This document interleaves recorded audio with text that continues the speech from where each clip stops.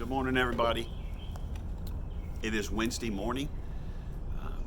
I am outside, as you can tell, in front of the fellowship hall. I wanted to do this outside because it's really clearing up out here. It's a little damp. It's rained just a little bit here at the building, but not much. And it's a little overcast, but I felt like being out here was better than sitting in my office or in the auditorium to be able to talk to you. I'm hoping that as I do this morning, this is going to be a way for me to spend time with you on Sunday and on the Sundays and Wednesdays we miss between now and the time this is over and we're allowed to get back into our regular routines. I want to be able to spend some time with you. I pray that you're taking care of yourselves during this time, that because of our age, I realize that we're more susceptible to the virus than maybe other age groups are. So my encouragement to you is to stay inside, take care of yourselves. As I work every third day right now, and we are seeing a few more signs and symptoms in the field, but one of the things we struggle with in our community is that we live in a place where allergies are really, really bad. The pollen is everywhere. My red car looks yellow from all the pollen, and so some of the people that we see who are dealing with coughing and maybe even a little bit of a fever are dealing with seasonal allergies. And so we're walking through that process at the same time. But in saying all that to you, I want you to remain safe. I want you to know that there's those of us out there who are willing to go pick up things for you. If you need help, you can call me. You've probably got my number, but just in case, 912-596-1656. Call me. We'll make sure we get what you need. And as you can hear, as I'm doing this in the background, it sounds like my friends the train may be coming by here in just a minute. And if they do, we'll make time for them, and I'll be quiet for just a second in order for them to pass. I ask for your prayers as we in the fire and EMS field and in all public safety, police officers, sheriff's department, our jailers, are dealing with close proximity with people. And there is a lot of frustration and concern and fear in people's lives about the virus and about how it operates in their lives and things like that. So I just ask you to continue to pray for us, that we stay safe and that we're able to serve, to do the things we love to do in taking care of people. So I ask you to be in prayer for that as we do that. I've been thinking this week about what we're dealing with and how those things are coming, and here comes my friends. I may have to hush a minute and let them get by.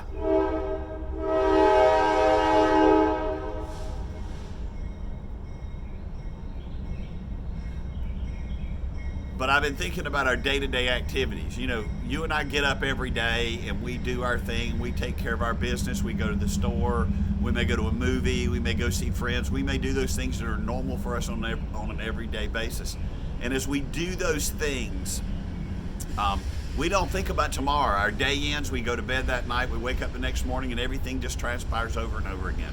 And so as we do those things on a day-to-day basis, we just expect life to be what it was yesterday. And now in the midst of this pandemic and in the midst of the coronavirus, our perspective has changed. But what I want to say to you this morning, and Jesus talked about this with the people when he was here on earth, he said, our responsibility is to take care of today. Our responsibility is to make sure that we do the things we need to do today. And even as Jesus said, none of us are guaranteed tomorrow. And so when our focus becomes on things like this and it creates fear in our lives, then the enemy wins. And God doesn't win. And our lives are not focused on him. They're focused on other things. One of the things, if you go back and look in history, this is not the first pandemic that's come along. It may not be the last if Jesus tarries. But if you go back and look at the things that in the past where there were the severe famines, there were situations where there were illnesses because of mosquitoes or rats or things like that, the big plagues in the past, thousands and thousands of people died. Many people in the big cities, you can go back and look in history, ran to the hills to get away from people. But there was one thing that happened in those situations that happened every time, and that was God's people the people who followed Jesus during that time, instead of running from the pandemics, they ran to the pandemics. And they took care of people. They served people. They loved people. That's where our hospitals came from, is godly people. I'm reading a book right now about the history of hospitals and how the majority of hospitals, the largest percent of hospitals today, well over 50%, were created by Christians who wanted to care for people. And so they would go to people whose lives were not the best in the world, and they would go and they would minister to these people and love on them. And so in the midst of that, we as the followers of Jesus are there to love on people and to encourage them and let them know that things are going to be better. So today I want to encourage you that this too shall pass in one way or the other. And we will get back hopefully to our normal life soon. And as we do that, and as we think about those things that have been taken away from us right now, I hope and pray as we start to gather again that we will see that the things that we have in this country, in the Western world, that we take for granted every week, just the gathering of ourselves together on a weekly basis to come and to worship God. Those things are just so precious, and those things are there for us to be able to celebrate. I'm wondering when things get back to normal what the high school football games are going to look like, and what the mall's going to look like, or what those things where we gather together in large groups are going to look like, or our restaurant's going to be full of people as they get out and they try to gather together with their family and friends to enjoy life, the life that we are so blessed to have in this country. And so as we walk through those things together, I want us to remember each other, and I want us to remember the blessings and the freedom that God has given to us. I was listening to a podcast this morning, and the gentleman, the podcast, they were talking about leadership during the time of crisis and these kind of things. And one of the things he shared from the book of Exodus is that as the Israelites were building the tabernacle in the wilderness, God told them to take porpoise skins and to put over the top of the tabernacle. And so the tabernacle was covered with porpoise skins. And as I thought about this morning, I thought, well, porpoise skins are water repellent. So, maybe that was to help keep the water out of the temple and those kind of things.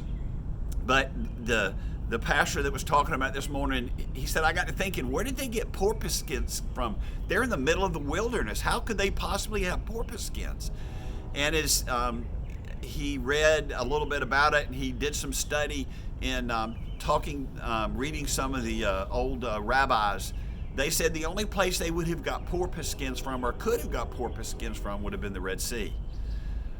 And so at the time of them crossing over the Red Sea, they somehow got these porpoise skins, and they brought these porpoises in, and they I don't know what they did to the material, but when God got ready to build the tabernacle, he asked for these porpoise skins. And so the top of the tabernacle is covered with porpoise skins. And you go, well, what difference does that make? Well, think about this for just a minute. Every time the people came to the tabernacle and they looked at that tabernacle, and as they gathered around the tabernacle, they saw this porpoise skin. And as they're traveling through the wilderness and they're traveling through the desert, and things are not easy for them, and they struggled with things. As we read through the book of Exodus, we saw they didn't have water, they did have water, they didn't have food, they did have food. As they looked at the tabernacle and they saw the porpoise skin, they went, where did that come from? It came from the Red Sea. How did they get across the Red Sea?